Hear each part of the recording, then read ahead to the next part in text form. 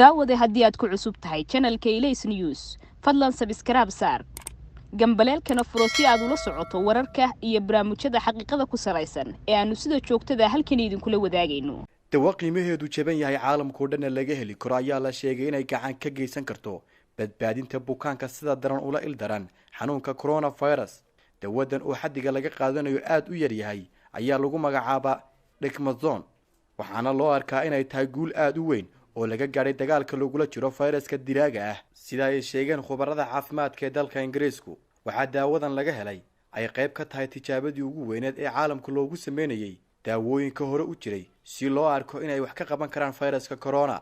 waxa ay saynisyahanada caafimaadku ay sheegeen in ay si buuxda u caawin karto 4 meelood oo 3 meelood oo kamid ah bukaanada xaaladooda laga quustay ee ku neefsanaya qalabka loo yaqaan ventilatorska.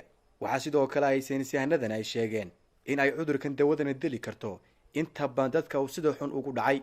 cilmi baarayaasha ayaa sheegay in haddii daawadan loo isticmaali lahaa markii ugu horeysay ee fayraska corona uu soo gaaray dalka Ingiriiska ay badbaadin kari lahayd nolosha 5,000 oo qof oo hadda geeriyooday.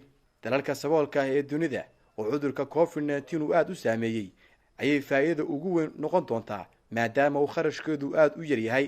qiyaastii 19 kamid ah 20 bukaan ee uu ku dhaco fayraska corona waxa ay ku caafimaadaan iyagoo aan isbitaalka la dhigin.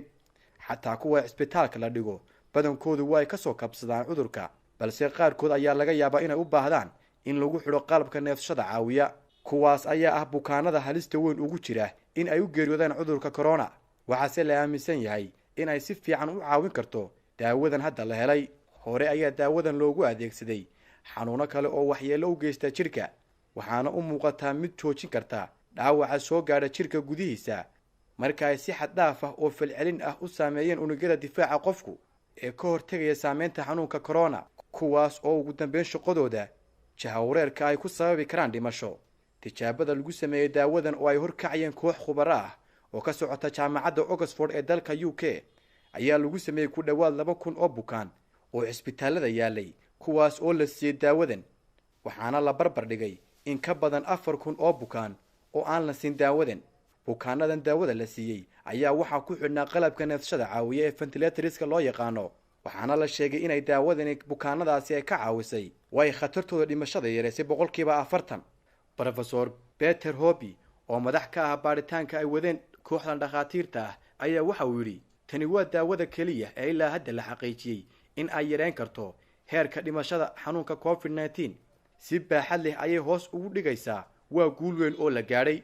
daawadan ayaa tan iyo sanadkii 1960 loo isticmaali jiray cudurro ay ka mid tahay neefta waxaana aad loogu amaanaa waxtarkeeda.